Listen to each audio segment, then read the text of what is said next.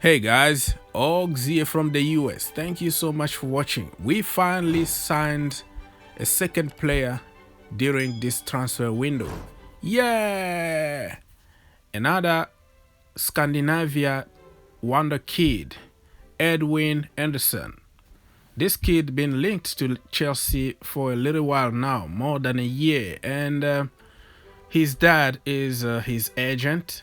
At the time, more than a year ago, he said that Edwin was like Cristiano Ronaldo, and he is also like Callum Hudson-Odoi, and he wanted his kid to be in the Chelsea academy because he can see the future. And at the time, it was Sarri in charge. I was even surprised at the time that why would you send somebody to the Chelsea academy when somebody like Sarri is in charge? Because we know he's not going to use youth, but that is another story for another day. But at the time, I was a little bit surprised about him being linked to Chelsea when certain coaches didn't want to use any youngsters and they were leaving the club.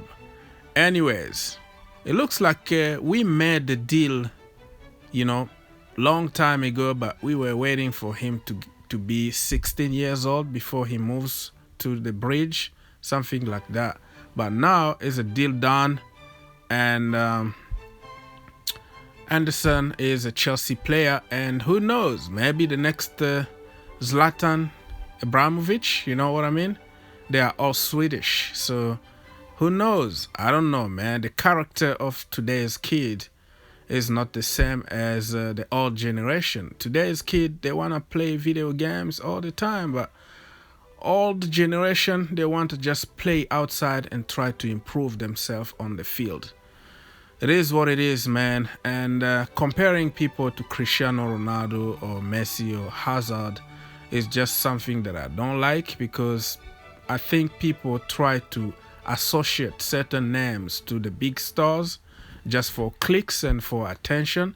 But at the end of the day, there is nothing to do with the comparison. So make it as you like. If you want to call him the next Zlatan or the next Ronaldo, Messi, Hazard, or Hudson-Odoi, it's up to you. And even then, Nini FC made a video about this kid, and I was impressed, but I never really watched him because you can't find a lot of videos about a kid. It's 15 years at the time, no videos online, so it is what it is, man. Welcome to the bridge, or welcome to the academy.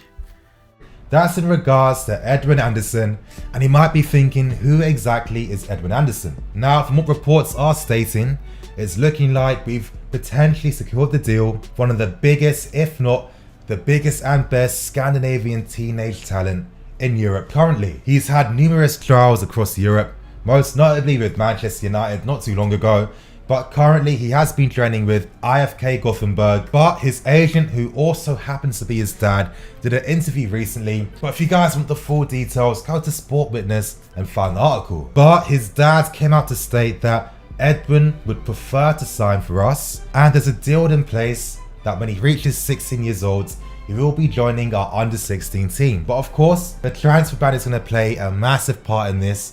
Let's see what happens. But I just think the very nature of this story gives me confidence that it's looking very likely that the club feel like they are going to get that suspension, and they are going to have at least one window to conduct business. Now, what type of profile of player is Edwin?